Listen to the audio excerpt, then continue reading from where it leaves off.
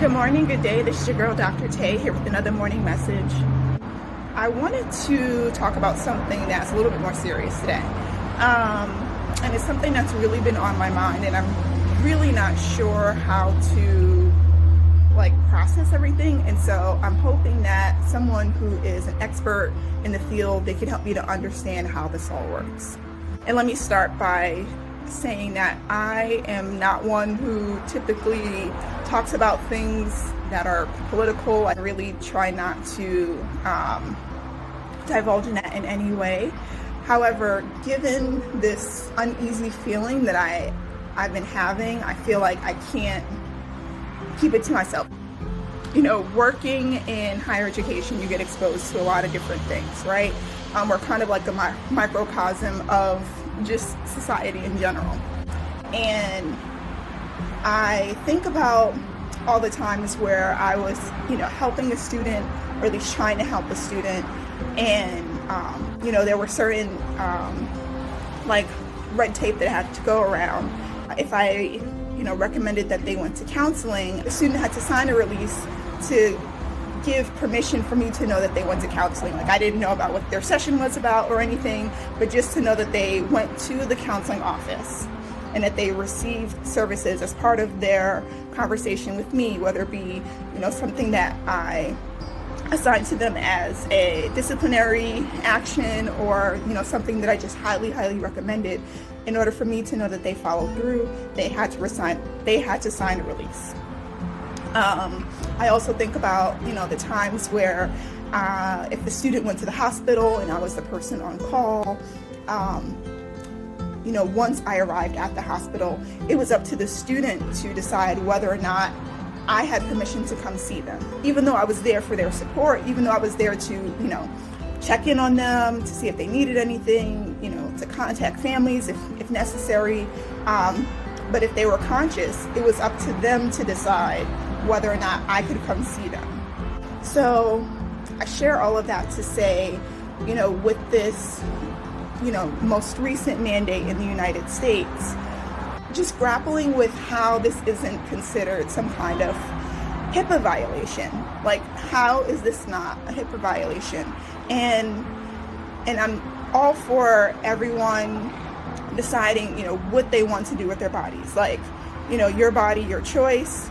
And I don't think that, it just stops at female reproductive rights. I think that encompasses all parts of the body. We all deserve to have the choice of what we want to do to our bodies, as long as we are of sound and mature mind, right? With that said, the fact that there is this requirement for employees to provide this information to their employers if they work at a company that has 100 or more people, I really don't understand how this isn't considered a HIPAA violation. You're essentially forcing someone to share that information. And I think about, in my examples, I never forced the student to allow me to come see them if they were being hospitalized. I never forced a student to let me know that they were seeking counseling. That was always their choice. It's nice for me to know. It's nice for me to have the information, so to know that there's some follow through. But at the end of the day, I just wanted to make sure that they were okay, that they got the support that they needed, that they got, the care that they needed. So I didn't necessarily need to know. And I think that's perfectly fine, because again, it's their choice to decide who has that information. And so I'm really grappling with how requiring this information isn't considered some kind of violation. And it also worries me that, is this something that could be expanded upon later on in life?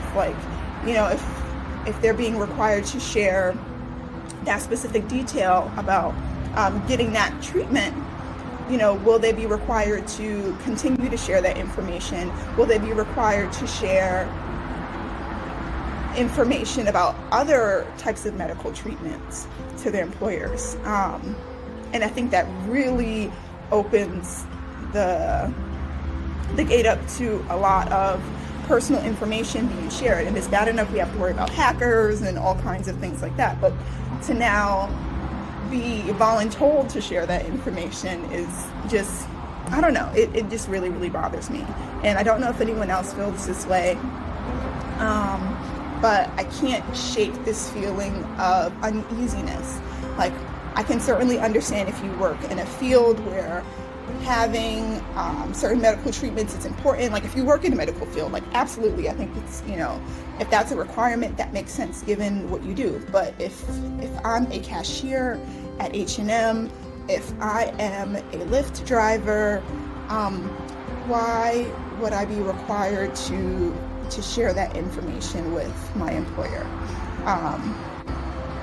So that's just kind of an uneasy feeling I've been having, and I totally understand, wanting to make sure that people are safe.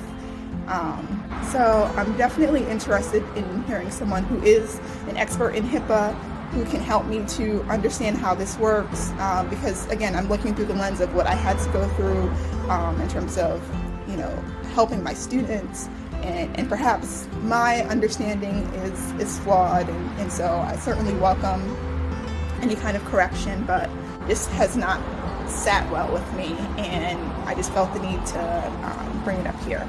So thank you so much for listening, and I hope that you have a great day.